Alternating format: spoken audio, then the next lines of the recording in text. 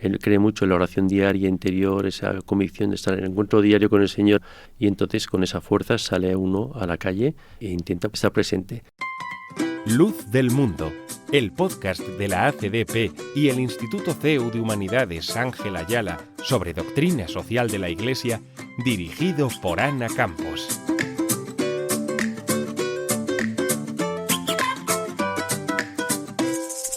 Bienvenidos a un nuevo episodio de Luz del Mundo, este podcast donde hablamos de doctrina social de la Iglesia gracias a la Asociación Católica de Propagandistas y al Instituto de Humanidades Ángel Ayala. Hoy tengo conmigo a Sergio Rodríguez López Ros para hablar de la figura de Benedicto XVI, una figura muy estudiada de la que se han publicado muchísimas cosas, pero que además él nos puede dar una visión diferente porque tuvo la suerte de conocerlo en persona. Bienvenido. Muy buenos días y muchísimas gracias por la invitación. Bueno, Sergio es vicerrector de la Universidad Abad Oliba CEU, es enviado diplomático de la Soberana Orden de Malta y miembro de la Real Academia de Historia y de la Academia de las Ciencias de Bolonia, pero además tuvo la suerte de estar en Roma viviendo, ¿verdad? Eso. Y por lo tanto nos va a poder acercar esta figura de una manera mucho más humana y habiendo conocido en persona. Antes de entrar luego en la parte personal de Benedicto XVI, me gustaría saber que Benedicto XVI sostuvo que la fe debe encontrarse en la cultura y no quedarse en la esfera separada. ¿Cómo considera que su pontificado reflejó esta síntesis entre fe y cultura? Bueno, Benedicto XVI es una figura clave en el siglo XX de la Iglesia. Es un gran teólogo, en primer lugar, es sobre todo un teólogo, más que un pastor, más que... luego, es verdad que tenía una dimensión muy personal de pastor y, por ejemplo, cuando con todo su personal, el dicasterio de la doctrina de la fe, salía los sábados con ellos a la playa Fregene y les llevaba a hacer una convivencia, lo que se llamaría un team building, para que luego hubiese mejor ambiente y la gente también estuviera mejor en el dicasterio, ¿no? Pero sobre todo era un teólogo, un gran teólogo de formación alemana, conoce muy bien toda la tradición de Heidegger y incluso Martin Buber, todos los Congar, todos los teólogos del siglo XX de la segunda parte del Vaticano II. Y la verdad es que es una persona que conoce como tres elementos claves en el siglo XX, ¿no? Uno es la Segunda Guerra Mundial, que le toca vivir muy de cerca porque afecta mucho a su país, a Alemania directamente. Luego otro fue el concilio, evidentemente, como elemento eclesial central del siglo XX, en el que la Iglesia intenta hacer hablar con un lenguaje nuevo la esencia de la fe eterna, ¿no? Y luego, al mismo tiempo, por ver mayo del 68, en el cual se da cuenta del cambio cultural, del wokismo que nace ahí, y entonces se da cuenta del abismo que se abre en la sociedad occidental. Y entonces él evidentemente quiere, de una forma propositiva, de una forma amable como era la suya, pero sobre todo de una forma muy inteligente como era él, proponer una síntesis fe-cultura para el siglo XX. ¿Y cuál es la síntesis que propone?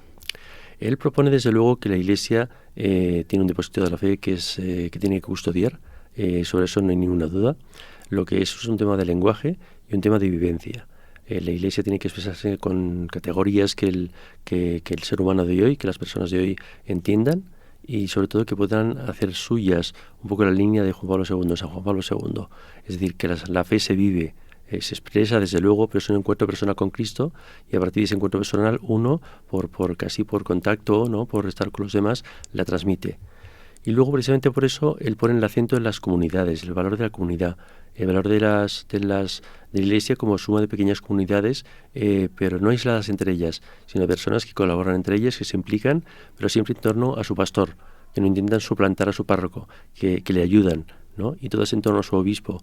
Él cree una eclesiología sobre todo de obispos, ¿no? La Iglesia se debe pues sobre todo a la gracia del Espíritu Santo, pero a la sucesión apostólica y a la comunión sacramental. Entonces esa sucesión apostólica es básica para él y considera que efectivamente la Iglesia diocesana es muy importante y que tiene que haber un sentimiento de comunidad. Y es a partir de ahí donde se construye todo, donde esos laicos fortalecidos, esos religiosos significativos, salen al mundo al encuentro de una sociedad en Europa muy, deslavazada y muy perdida, y sale para poner ese acento y decir, está muy bien todo lo que hacéis, o unas cosas no están bien, pero lo que hacéis es en nombre de una cosa que es trascendente, de alguien que está por encima de nosotros, que es Dios. ¿Se podría decir que fue un adelantado a su tiempo? Sí, totalmente. Él cuando cuando ve el surge, pues llega a ver el concilio, se ilusiona, pero luego se da cuenta de los desmanes que ocurren en la aplicación del concilio, que hay quien aprovecha el concilio para pensar como que esto es una tabula rasa, que lo anterior no tenía ningún valor, y en cambio que hay que reinventarlo todo. Se da cuenta que eso es realmente otro precipicio, y sobre todo tiene siempre una especial predilección por la gente sencilla. Dice, no quiere, él puede tener debates con los más importantes teólogos, filósofos, lo tiene con Habermas, lo tiene con un montón de gente, con Giddens, pero sobre todo quiere proteger a la gente sencilla de lo que entiende que son maniobras para desorientar a la grey del Señor, ¿no? Entonces él formula una teología muy desde la cercanía, muy desde la vivencia y desde el encuentro de Dios en la realidad cotidiana. Hay mucha gente que lo consideraba un poco frío o distante porque también veníamos de Juan Pablo II, que era mucho más cercano, mucho más abierto, quizá un poco más entrañable.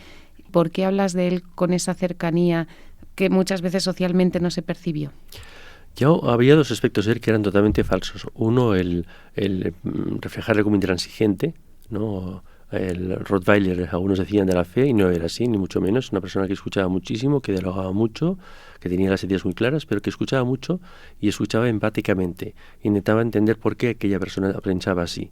Intentaba dialogar con los que a veces no pensaban igual, y tenía mucho éxito en ese sentido.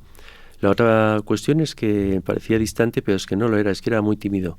Él era una persona, de personalidad tímida. San Juan Pablo II había hecho muchísimas cosas en su vida, pero entre otras había sido actor.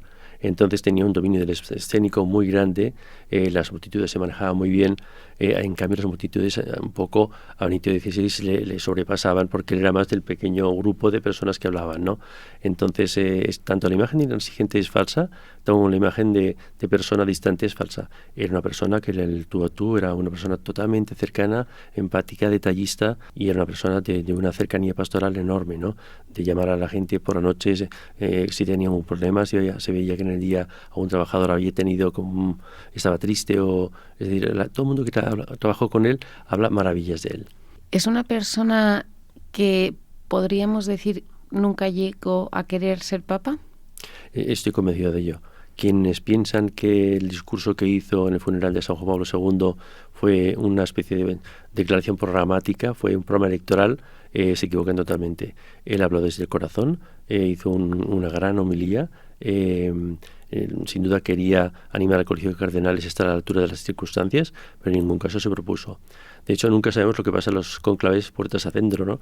Pero por lo que indican y por lo que uno después de tratarle ve, en ningún momento se pudo postular el seguro. O sea, yo en eso tengo una convicción interior de que nunca fue así. Al contrario, estoy seguro de que cuando recibió la noticia, como a veces pasa con muchos superiores generales de órdenes religiosas, intentan al principio diciendo esto es una equivocación, seguro que no, estoy seguro que debió pasar algo así porque él no se lo esperaba ni lo quería.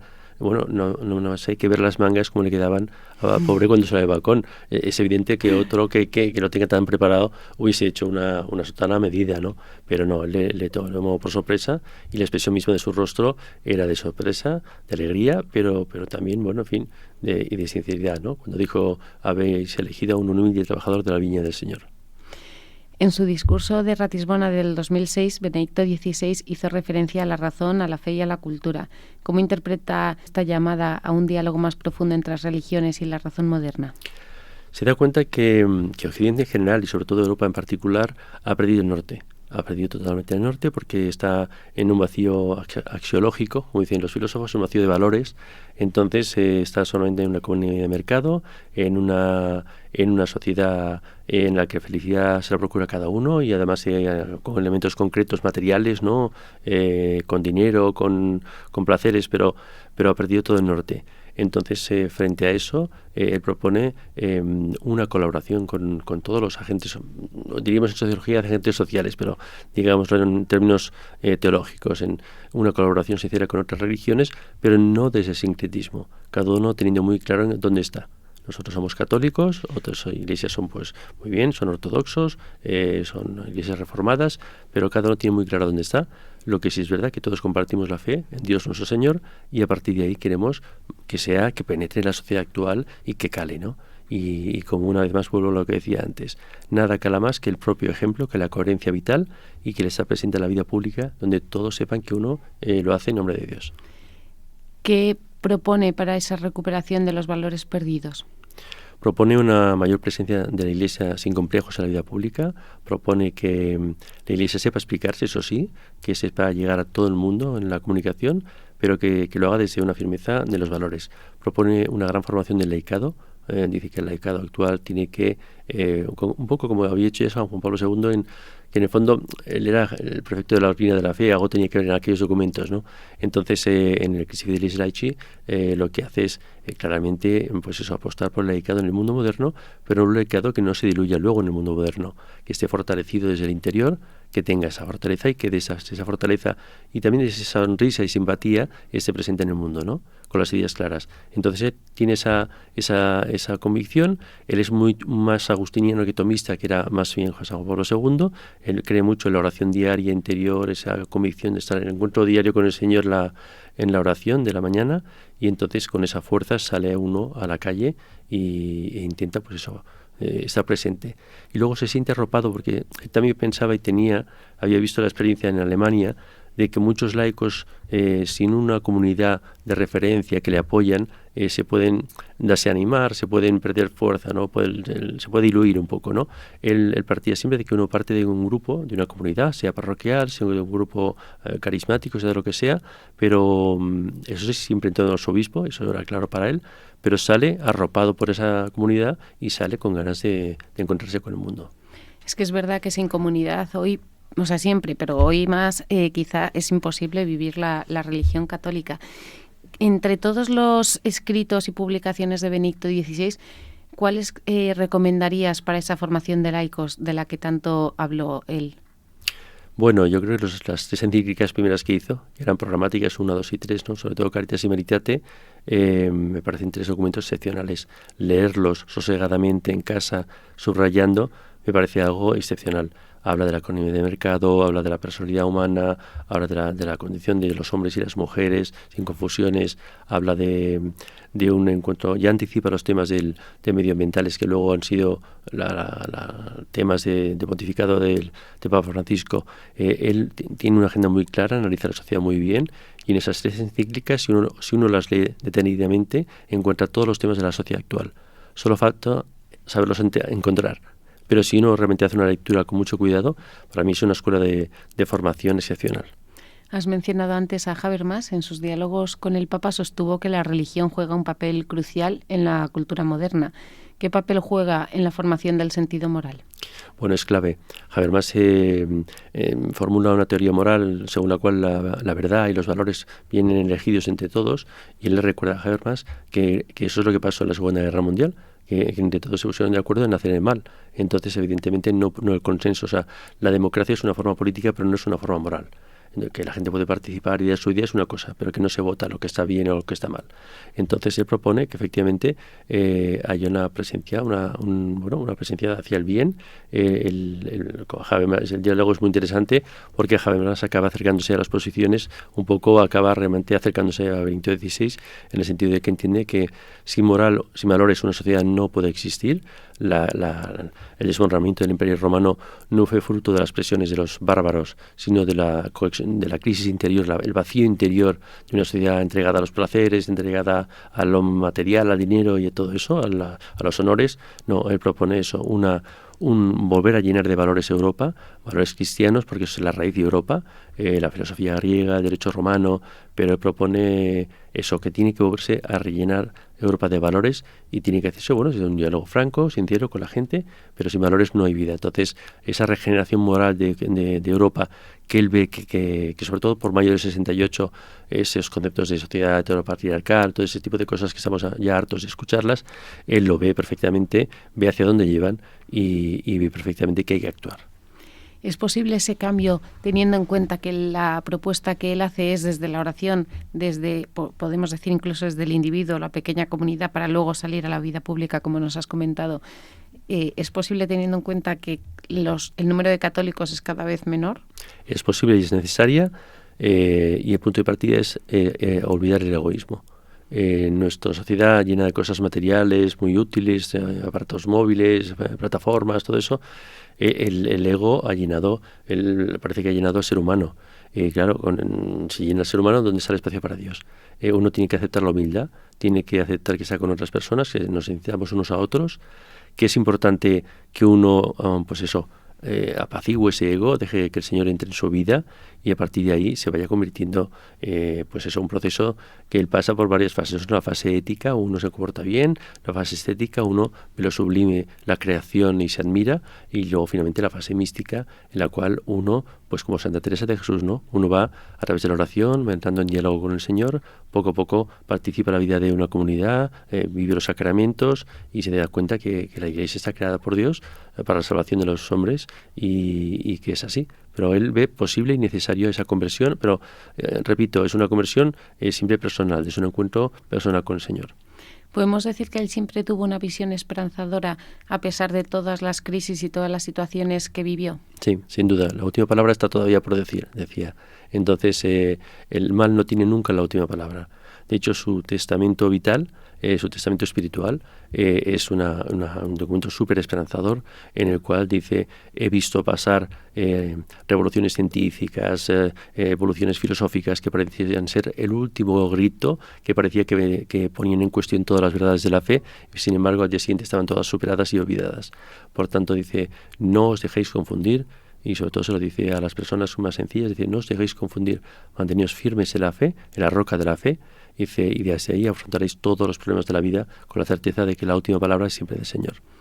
Hablando de la roca de la fe, la transmisión de la fe es uno de los grandes desafíos en el contexto de la modernidad. ¿Qué visión ofreció Benedicto XVI respecto a la formación de una nueva evangelización en una sociedad cada vez más secularizada? Bueno, ahí había empezado ya el tema con el pontificado de San Juan Pablo II, que crea el Dicasterio para la Nueva Evangelización, que es un dicasterio que piensa que tiene que haber en Europa, tristemente, hay lugares de primer anuncio. Hay gente que ha crecido en contextos donde no ha vivido la fe. Y entonces dice que tenemos que estar presentes en todos los mundos, muy claro, desde el mundo empresarial hasta el mundo académico, pasando por los medios, pasando por todos los espectros, por el mundo social.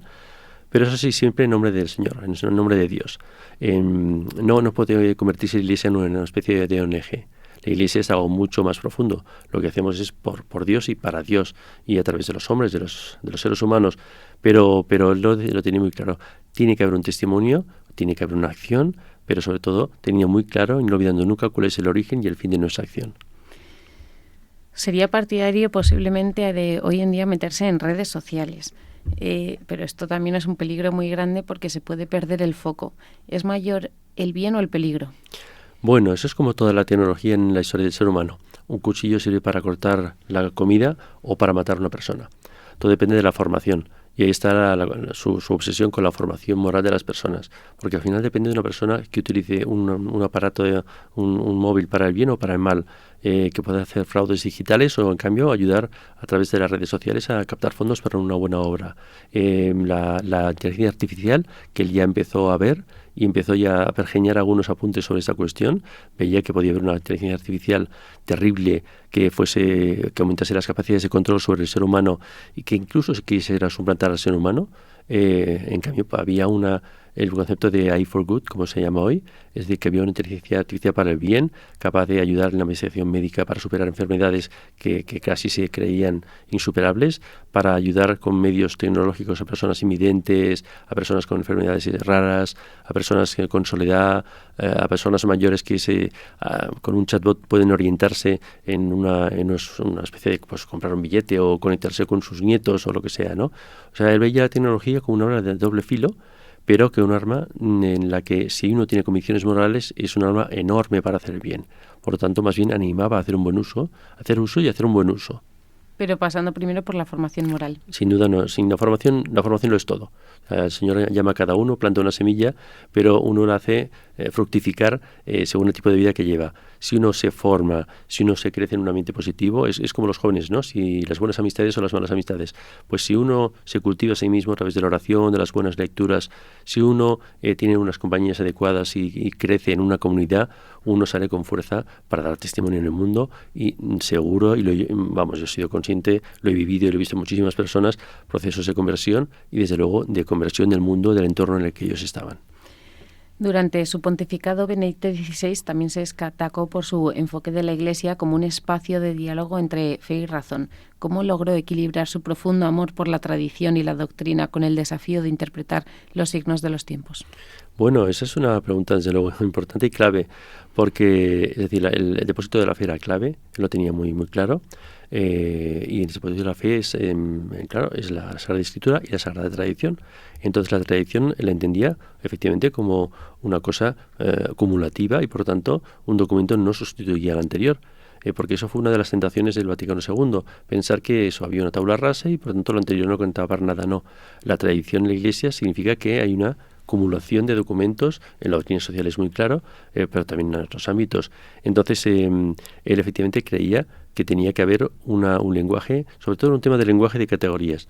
Pensaba que la gente en un mundo muy urbano había perdido muchas categorías en las cuales no entendía lo que se le decía. Y ellos pedía un esfuerzo a los teólogos siempre por expresarse en términos que la gente, incluso más sencillo, pudiera entender. Y eso es la clave que él da, ¿no? O sea, estar en diálogo con el mundo desde la firmeza de las convicciones, pero desde una sonrisa, porque él, en el fondo, como era muy agustiniano, creía mucho en el corazón y en la alegría. Entonces, desde esa amabilidad, por eso digo que lo que decían de él, que si era distante o duro, no era verdad. Era firme en sus convicciones, eso sí, era amable, no era banal, ni mucho menos, ni frívolo, pero era una persona con una sonrisa en la boca que siempre sabía explicar de forma entendible para todas las personas los que eran las verdades de la fe. Y yo creo que ese era el método que promovía, ¿no? Estar muy presentes en el mundo, muy formados, como hemos dicho, desde comunidades, pero con una sonrisa y sobre todo con un lenguaje que la gente pueda entender. ¿Crees que consiguió ese objetivo de que los teólogos se expresaran en un lenguaje que la gente de a pie pudiera comprender? En buena medida sí, y ahí está todo su magisterio durante su pontificado. En otra medida es verdad que se vio un poco, había un tema que no esperaba en la agenda, por decirlo así, que era toda la reforma de la curia.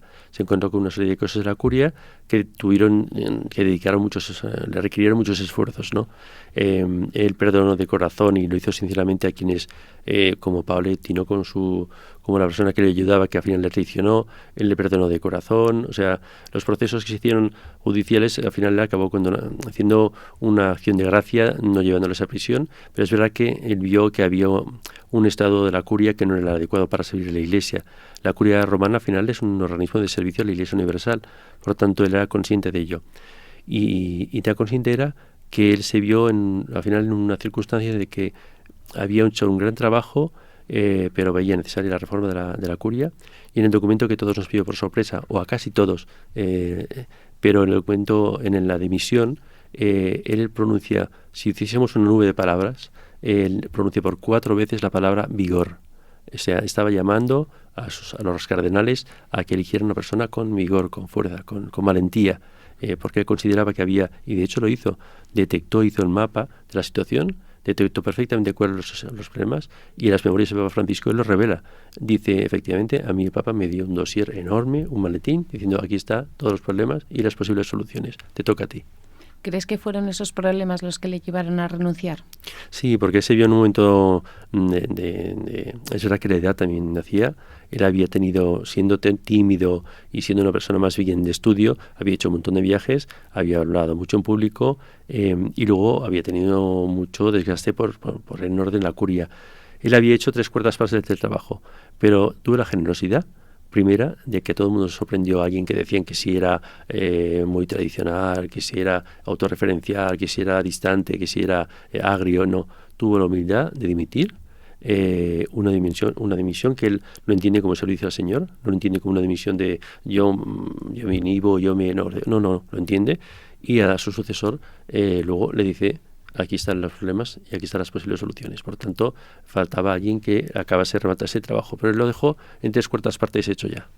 Tú que tuviste la suerte de conocerlo en persona, además acompañaste a una familia que tuvo también mucho trato con él, ¿no? Efectivamente, hay un caso, yo tengo la convicción interior, pero es una convicción interior de que era una persona que vivía en fama de santidad, que vivía tan en contacto directo con el Señor que bueno, tenía aquella especie de umbral mínimo a partir del cual se puede construir siempre en cualquier postulación, que es la fama de santidad.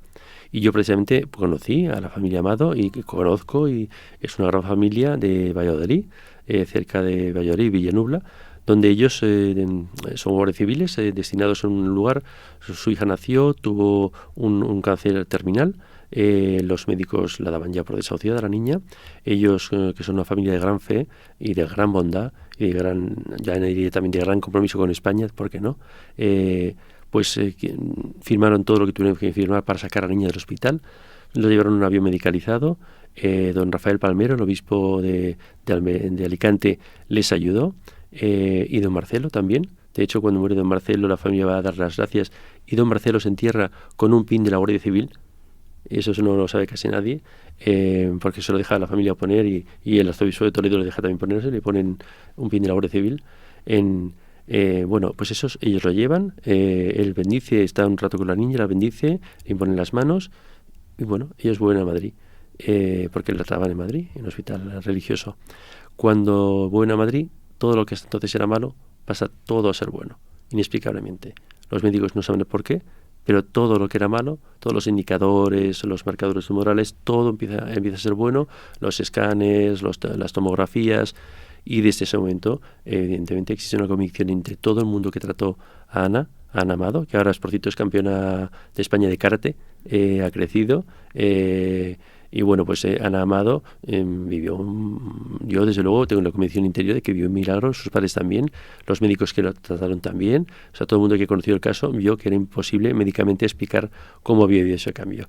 La familia luego en Roma, él fue destinado a jefe de seguridad de la Embajada de España ante la Santa Sede, hizo por cierto una labor meritorísima y muy de guardia civil, y acompañar procesiones de la Virgen de Pilar por las calles de Roma, en fin, muy bonita. Y luego allí, pues efectivamente hubo varios encuentros particulares en los cuales hay fotos muy bonitas, en las cuales se saludan, se dan un abrazo, Benedicto pasea con ella por la mano, se van hablando los dos solos, mientras el grupo nos quedamos atrás. Entonces Benedicto XVI no quería, efectivamente, decía, ese señor que ha hecho todo, yo no he hecho nada, pero todos allí éramos conscientes de que flotaba un halo de santidad por todo, por la solución del caso y por la humildad extrema con el que lo vivía, o sea, y la alegría enorme que sentía a ver a la niña, porque es verdad que luego siguió en contacto y le escribió incluso una carta a la niña cuando estaba en Roma, contento de saber que estaba en Roma, o sea que además esa niña tuvo la suerte de conocer a dos pontífices, ¿no? Efectivamente, porque luego también conoció a Papa Francisco, porque Papa Francisco se enteró de su situación. Entonces el padre quería hacerle llegar una carta, no sabía cómo, y ahí no tampoco reveló nada especial, pero el cardenal Cañizares le llevó una carta de puño y letra de la familia, y al día siguiente en la embajada se plantó un motorista que trajo una carta para la niña Ana Amado. Entonces, además escrita a mano por el Papa Francisco. Entonces se llegan allí y dice tal, y para saber como yo soy el padre. Entonces le da la carta, y efectivamente una carta hecha a mano, en la que el Papa le decía que por favor, que quería verla, quería conocerla, quería saber más del caso, y luego acababa diciendo, y fue de las primeras veces porque lo dijo el día de su salida al balcón, pero como estamos en los inicios, lo dijo muy claramente, o sea, le dijo, pedía por favor, reza por mí y todo eso. Debo decir una cosa, y es que en los años vivió dos pontificados. Ana siempre se ponía malísima en invierno porque quedó muy reducida de los pulmones. Luego ahora está mucho mejor con los años, pero durante muchísimos años tuvo siempre los inviernos fatales y se temía a veces por ella, por su vida, porque tenía, neumonías muy fuertes. Estando en Roma jamás las tuvo. La única vez que estuvo mala fue el día en que se elevó el helicóptero con Benedicto XVI de la Ciudad del Vaticano y se fue a Gandolfo. El único día. Entonces, todo eso se está recopilando, en fin. Yo soy todo el mundo que ha tratado 26 ministros, cardenales, gente que trabajaba con él en el dicasterio, familias, cree, y yo mismo también tengo la convicción interior de que hemos estado ante un santo. ¿Qué es lo que más te gustó de haberle podido conocer y compartir momentos con él? pues su timidez, esa mirada siempre un poco como de ratoncito de biblioteca, pero es verdad que era súper sabio, es decir, era muy tímido, pero siempre tenía una mirada penetrante que sabía descifrar a la persona en 2 minutos. Y por otra parte, la delicadeza. Si uno incluso veía que tenía poca agua en el vaso, pedía más agua. Estaba mucho por la persona que tenía delante, porque tenía una persona. Veía a nuestro Señor, a Cristo encarnado en la persona que tenía delante. Entonces, esos detalles, esa cercanía, esa preocupación, que ya digo, montaba cuando estaba en el dicasterio, iba por los despachos preguntando a la gente si se encontraba a gusto, si el trabajo, si estaba bien el horario, si tenía alguna necesidad familiar. Es decir, era gran cardenal, pero al mismo tiempo era la persona, el jefe sencillo que estaba al lado de las personas. Por tanto, esa humanidad profunda, humanidad anclada en la fe, es lo que yo recuerdo como más vivo. Sergio, ¿y cómo termina con el solideo de Benedicto XVI? Bueno, la verdad es que es una historia también desde la convicción de que era una persona santa. Yo un día, había 2 hermanas. Ahí estaba el hermano José Luis, que murió hace poco, nos dejó hace poco. El hermano está con Dios en el cielo, el hermano José Luis Martínez, que era hermano de San Juan de Dios, era su enfermero. Entonces, y luego tenía a las miembros de Domini que le cuidaban. Entonces yo tenía una dirección que era solo para casos excepcionales, una dirección de mail. Entonces yo dije, bueno, pues que tengo, la verdad, hay una relación muy antigua en la Iglesia, en el papado, y es que uno trae un solideo blanco y lo intercambia con el del Papa. Entonces esa se había perdido, durante mucho tiempo, y Benedicto XVI la recuperó. Poco, pero la recuperó. El Papa Francisco lo ha puesto un poco más en uso. Yo efectivamente pues fui a comprar un solideo papal, le dije a las miembros de Domini, les escribí, se lo envío, en fin, si ustedes lo consideran oportuno, y dije, bueno, es muy difícil, no es muy propicio, bueno, vamos a ver. Y un día estaba trabajando tranquilamente y llega un paquete grande, y llega un paquete en una caja preciosa blanca, de moaré blanco, y dentro estaba el solideo, y debajo estaba el certificado de Monsignor Gatschwin, su secretario, diciendo ese solideo que había llevado su santidad Benedicto XVI entre los días tal y tal, o sea, prácticamente en 3 meses lo había llevado.